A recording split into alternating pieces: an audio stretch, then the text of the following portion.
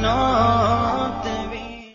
Alhamdulillah alladhi wahdahu wa salamun ala man la nabiyya ba'dahu. A'udhu billahi minash shaitanir rajim. Bismillahir rahmanir rahim. Utlu ma uhiya ilayka minal kitabi wa aqimis salah. Innas salata tanha 'anil fahsha'i wal munkar. Wa la dhikrullahi akbar. Allahu ya'lamu ma tasna'un. وقال النبي صلى الله عليه وسلم سيكون في آخر الزمان دجالون كذابون يأتونكم من الأحاديث بما لم تسمعوا أنتم ولا آباؤكم أو كما قال عليه الصلاة والسلام. সর্বোপরি সমস্ত প্রশংসার একমাত্র মালিক মহান রব্বুল আলামিন, এজন্য তার শুকরিয়া আদায় করে পড়ি আলহামদুলিল্লাহ। অতঃপর লক্ষ্য করি দরুদ ও সালাম বর্ষিত হোক মুহাম্মদ রাসূলুল্লাহ সাল্লাল্লাহু আলাইহি ওয়াসাল্লামের উপর। বিভিন্ন সময় ইসলামের মধ্যে বিভিন্ন ধরনের ফিতনা ছড়িয়ে থাকে। তন্মধ্যে বর্তমান জামানায় ইসলামের মধ্যে যেই সব ফিতনা ছড়িয়ে থাকে কিছু সংখ্যক মানুষ, তার মধ্যে বর্তমান সমাজে আমাদের এই অঞ্চলে যে সমস্ত ফিতনাগুলি ছড়িয়ে থাকে, বিভিন্ন সময় বিভিন্ন মসজিদে গিয়ে একদল কিছু সংখ্যক মানুষ মসজিদের মধ্যে বিভিন্ন সময় লিফলেট বিতরণ করে থাকে যে আমাদের এই অঞ্চলের মানুষ যে পদ্ধতিতে নামাজ আদায় করে থাকে এই পদ্ধতি নাকি হাদিস সম্মত নয়। এক বেচারা তো একটা বই লিখে ফেলেছেন জাল হাদিসের কবলে রাসূলুল্লাহ সাল্লাল্লাহু আলাইহি ওয়াসাল্লামের সালাত। নাউযুবিল্লাহ। আমার কাছে বইটি আছে, আমার হাতে আসছে বইটি। কত বড় হাদিস সম্পর্কে জ্ঞানহীন হইলে এই সমস্ত কথা বলতে পারে। এজন্যই তো আমি খুতবার শুরুতেই আপনাদের সামনে যে হাদিসটা তেলাওয়াত করছি, হাদিসটা তিরমিজি শরীফের হাদিস। ইমাম তিরমিজি রাহমাতুল্লাহি আলাইহি হাদিসটা নিয়ে আসছেন অনেক কিতাবের মধ্যে। সায়াকুনু ফি আখিরিজ জামানি দাজ্জালুনা কাযাবুন ইয়াতুনাকুম মিনাল আহাদিসি বিমা লাম তাসমাউ আনতুম ওয়ালা আবাউকুম। শেষ জামানায় এমন কিছু মানুষ আসবে, মিথ্যাবাদী দাজ্জাল আসবে, যারা হাদিসের নামে নিজেদের মন গড়া কিছু কথা মানুষের মধ্যে প্রচলন করে দিবে, যা না তোমরা শুনেছো না তোমাদের বাপদাদারা শুনেছে।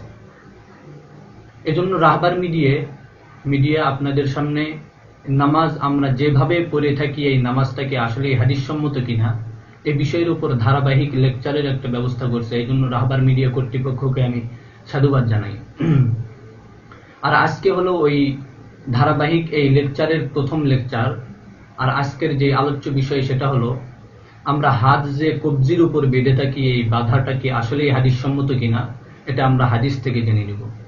এ সম্পর্কে আমরা হাদিস শরীফের মধ্যে পাই হযরতে সাহাল ইবনে সাদ রাদিয়াল্লাহু তাআলা আনহু থেকে হাদিসটা বর্ণিত, কানান নাসু ইয়ামুরুনা আন ইয়াজার রাজুল ইয়াদাল ইয়ুমনা আলা জিরাহিল ইসরা ফিস সালাত। হযরতে সাহাল ইবনে সাদ রাদিয়াল্লাহু তাআলা আনহু বলেন, মানুষদেরকে আদেশ করা হতো তারা যেন নামাজের মধ্যে তার ডান হাতকে বাম হাতের কবজির উপরে রাখে। হাদিসটা বুখারী শরীফের 740 নম্বর হাদিস, মুয়াত্তা মালিকের 426 নম্বর হাদিস, মুসনাদে আহমদের 22849 নম্বর হাদিস, বাইহাকিতেও 2326 নম্বর হাদিস এই হাদিসটা। আরো বিভিন্ন হাদিসের কিতাবের মধ্যে হাদিসটা উল্লেখ আছে। এ সম্পর্কে ওয়াইল ইবনে হুজর রাদিয়াল্লাহু তাআলা আনহু বলেন, কুলতু লিয়ানজুরনা ইলা সালাতি রাসূলুল্লাহ সাল্লাল্লাহু আলাইহি ওয়াসাল্লাম কাইফা ইউসাল্লি।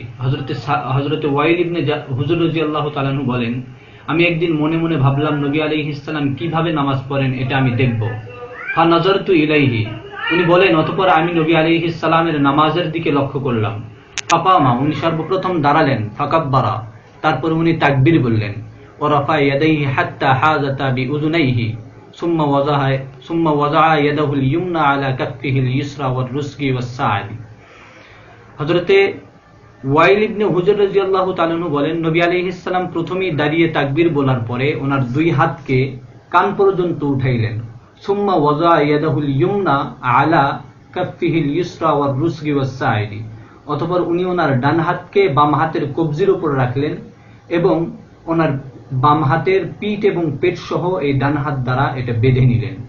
হাদিসটা আবু দাউদ শরীফের মধ্যে উল্লেখ রয়েছে, আবু দাউদ শরীফের 727 নম্বর হাদিস, নাসাই শরীফের 889 নম্বর হাদিস, মুসনাদে আহমদের 318 নম্বর পৃষ্ঠার মধ্যে হাদিসটা উল্লেখ রয়েছে।